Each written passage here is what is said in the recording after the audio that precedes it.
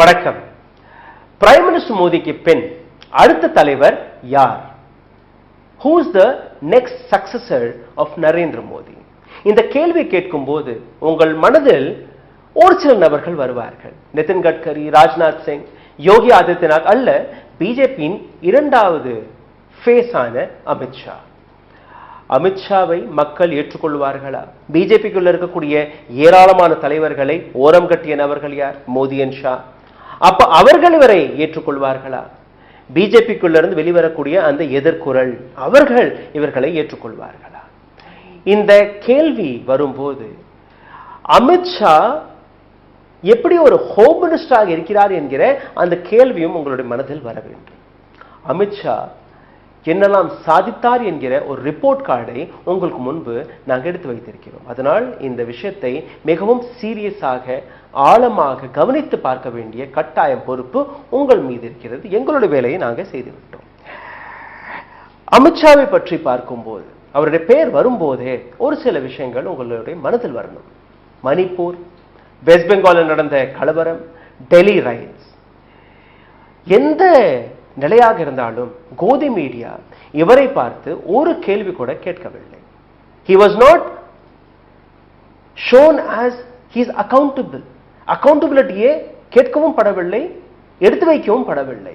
ஆனால் இதே home minister Amit Shah அவர்கள் ஜம்மு அண்ட் காஷ்மீர் சொல்லும் போது, காஷ்மீர் எங்களுடைய மிக முக்கியமான அங்கம், பிஜேபியின் ஒரு மிகப்பெரிய ரெஸ்பான்சிபிலிட்டி என்று கூறும்போது, பெஹல்காம் தாக்குதலில் நடந்த அந்த செக்யூரிட்டி லேப்ஸ் அதை பற்றி எந்த அக்கவுண்டபிலிட்டியும் கிடையாது, அதை பற்றி எந்த பதிலும் கிடையாது. இதே ஹோம் மினிஸ்டர் அமித்ஷா அவர்கள் இவர் கையில் இருக்கக்கூடிய அந்த responsibility of nations security, border செக்யூரிட்டியிலிருந்து உள்நாட்டில் இருக்கக்கூடிய அனைத்து செக்யூரிட்டியுமே அமித்ஷாவுடைய ஹோம் மினிஸ்டர் கையில் தான் இருக்கிறது.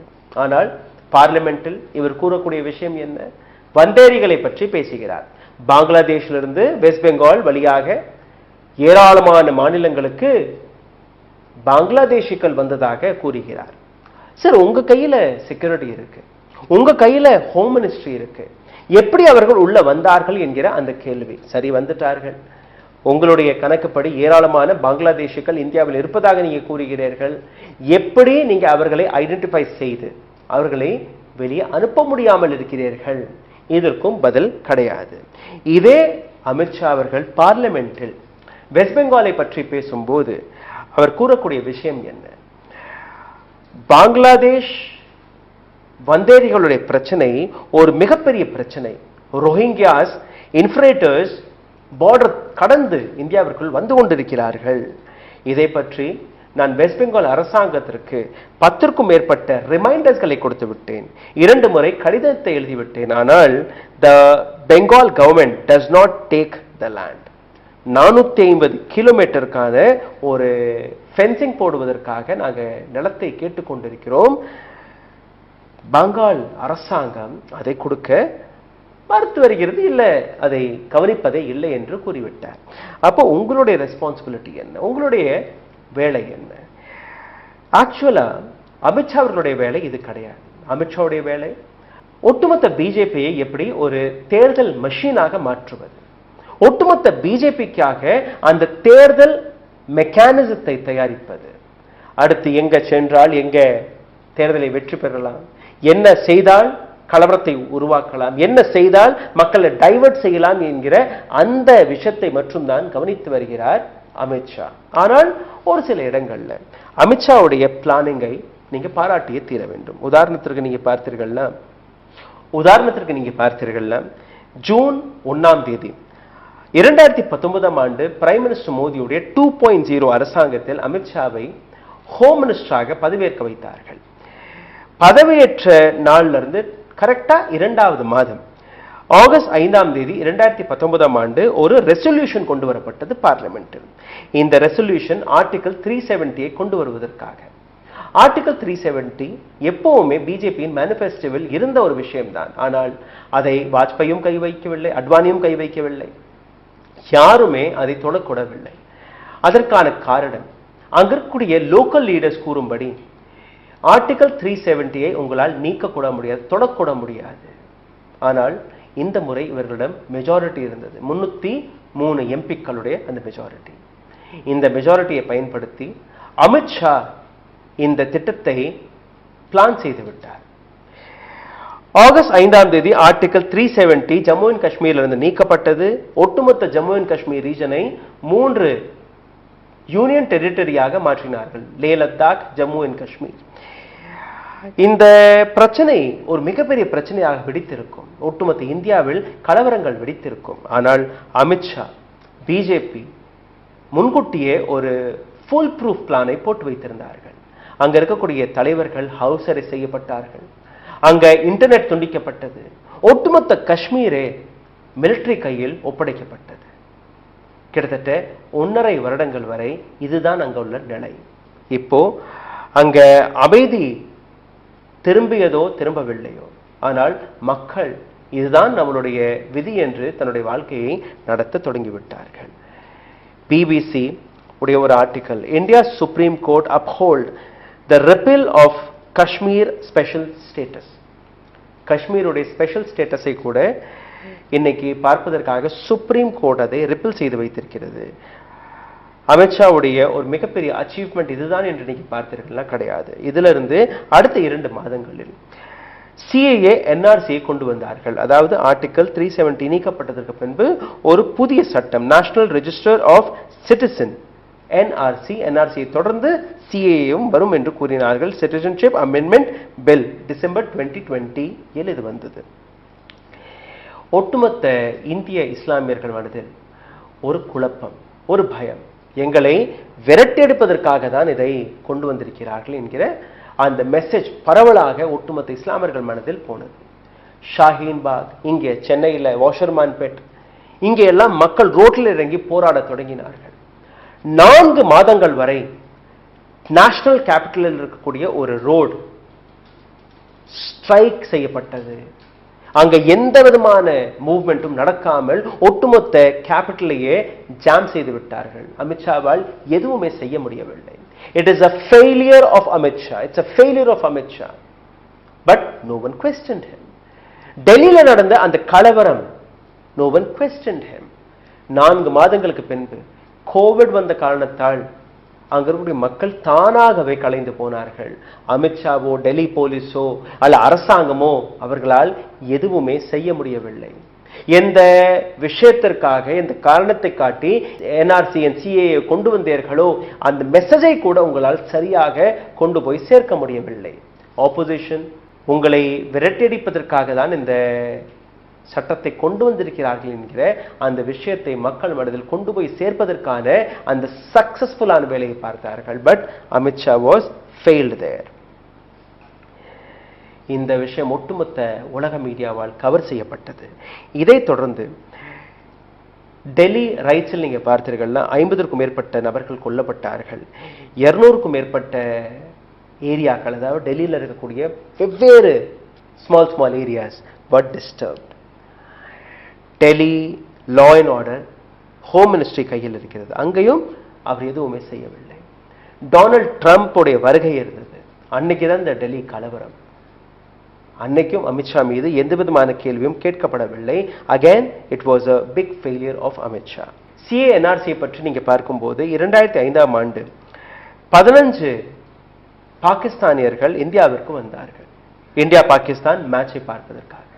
அந்த 15 நபர்கள் எங்க சென்றார்கள் யாருக்குமே தெரியாது. அதிலிருந்து வெறும் 4 நபர்கள் தான் பிடிபட்டிருக்கிறார்கள். மீதம் இருக்கக்கூடிய 11 நபர்களை இன்னைக்கு வரை பார்க்க முடியவில்லை, இன்னைக்கு வரை தேடி கண்டுபிடிக்க முடியவில்லை. அண்ட் சிஏ என்ஆர்சி இது போன்ற நபர்களை தேடுவதற்காக தான் என்று நீங்க எடுத்துக்காட்டுவதில் ஃபெயில் ஆகிவிட்டீர்கள்.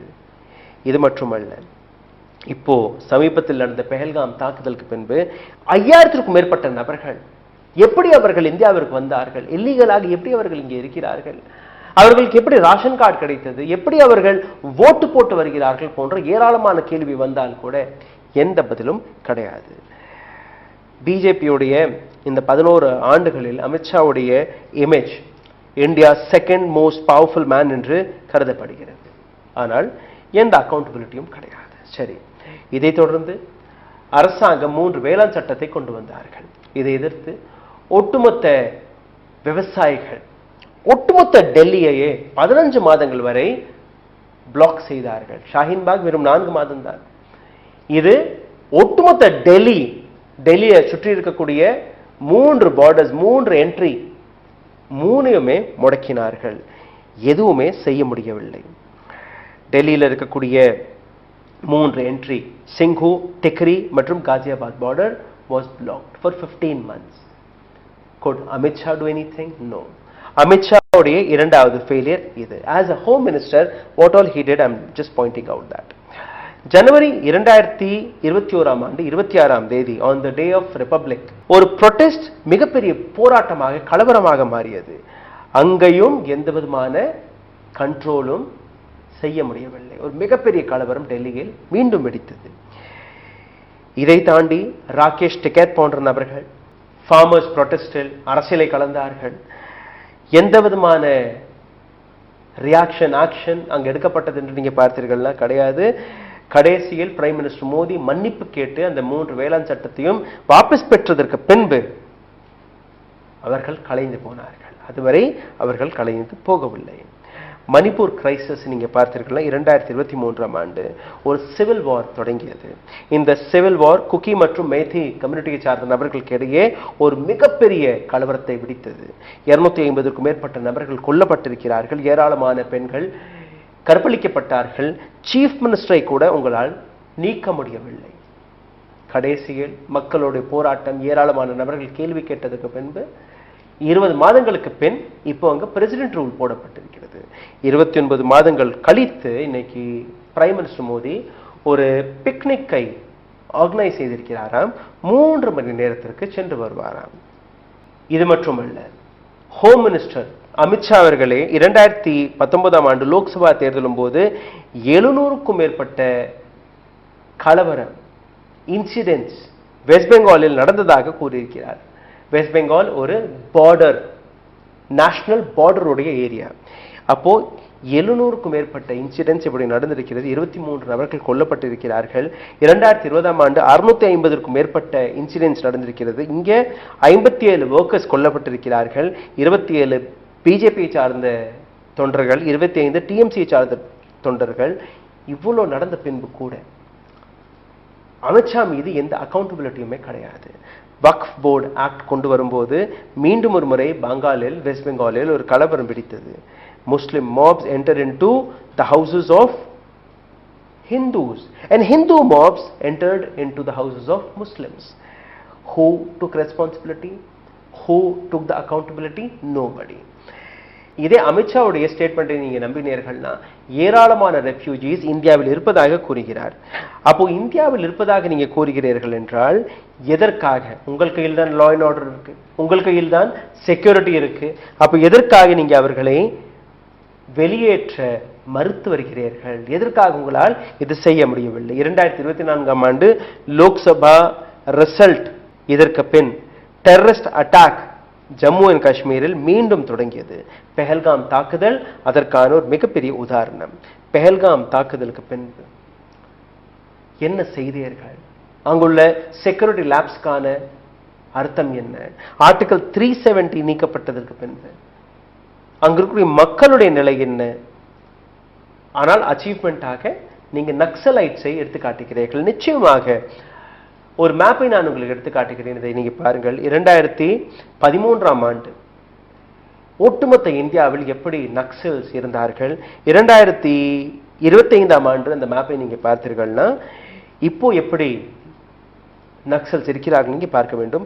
பசுபதியிலிருந்து திருப்பதி வரை இந்த நக்சல்ஸ் உடைய ஏரியாஸ் இருந்திருக்கிறது. As a home minister, Amit Shah had cleaned those areas, which is a feather on his political career. அதை நாம் வரவேற்க வேண்டும். 370 and நக்சல் இதை ஹேண்டில் செய்த விதம் வேற, மற்ற இடங்கள்ல அவர் ஹேண்டில் செய்த விதங்கள் வேற. ரெப்புடேஷன் இன் பப்ளிக்கை நீங்க பார்த்தீர்கள்னா ஷாவுடைய ரெப்புடேஷன் அவருடைய அரசியல் கட்சியில எவ்வளவு ஸ்ட்ராங்காக இருந்தாலும், அதாவது ஷா ஒரு விஷயத்தை கூறிவிட்டால் அது இம்ப்ளிமெண்ட் செய்யப்படுமா பிஜேபிக்குள்ள. ஆனால் மக்கள் மனதில் நீங்க பார்த்தீர்கள்னா he is the second most powerful man, a good strategist, but he is not a famous and popular leader as Modi. Modi என்கிற இந்த இடத்தில் அமித்ஷாவை மக்கள் விரும்பவில்லையா? ஏன்னா அவருடைய பர்சனாலிட்டி நீங்க பார்த்தீர்கள்னா ஹேட்ஃபுல்னஸ், அதாவது வெறுப்பு பேச்சு, ஹிந்து ஹார்ட்லைனர், ஹிந்து மத வெறியை மிக ஆழமாக எடுத்து காட்டக்கூடிய நபர், ப்ரையாரிட்டைசிங் ஆன்டி முஸ்லிம் சென்டிமெண்ட்ஸ், தொடர்ந்து முஸ்லிம் விரோத செயல்களில் இவர் ஈடுபட்டிருக்கிறார். இதை போன்ற ரிப்போர்ட்ஸ்கள் பிபிசி மற்றும் கார்டியனில் ஏற்கனவே வந்திருக்கிறது. ஆனால் கூட பிஜேபிக்கு உள்ள இருக்கக்கூடிய ரெப்புடேஷனை நீங்க பார்த்தீர்களா? ஒடிசா, வெஸ்ட் பெங்கால், தெலங்கானாவில் இன்னைக்கு பிஜேபி இருக்கிறது என்று நீங்க பார்த்தீர்கள். அதற்கான காரணம் அமித்ஷா. மோடி மிக ஆழமாக நம்பக்கூடிய நபர் யார் என்றால் அமித்ஷா. ஆனால் as public, will you see Amit Shah as our next prime minister? சிந்தித்து பாருங்கள். உங்களுடைய கருத்துக்களை கீழே கமெண்டில் எழுதி விடுங்கள். மோடி இடத்தில் அமித்ஷாவை நீங்க பார்க்க முடியுமா? அல்ல பிஜேபியில் இருக்கக்கூடிய தொண்டர்களே அவர்களால் அமித்ஷாவை அடுத்த தலைவராக ஏற்றுக்கொள்ள முடியுமா? இந்த வீடியோ உங்களுக்கு பிடித்திருந்தால் இதை பகிருங்கள். உங்களுடைய கருத்துக்களை கீழே கமெண்ட் பாக்ஸில் எழுதிவிடுங்கள். இதை தாண்டி எங்களை சப்போர்ட் செய்ய நினைக்கக்கூடிய நபர்கள் உங்களுடைய ஆதரவை கீழே எழுதியிருக்கக்கூடிய யூபிஐ ஐடி வழியாக தெரிவிக்கலாம். நன்றி, வணக்கம். ஊடகம் கார்ப்பரேட் அரசியல்வாதிகளின் கைப்பாவையாக அடிமைகளாக இருந்தது போதும். இனி சாட்டை எடுத்து சுழற்றும் நேரம் வந்துவிட்டது. ஊடகம் பொதுமக்களாகிய உங்களுக்காக, உங்களாலேயே இயக்கப்பட வேண்டும். ஊடக சுதந்திரத்திற்காக உங்களின் பங்களிப்பை இன்றே அளித்திடுங்கள்.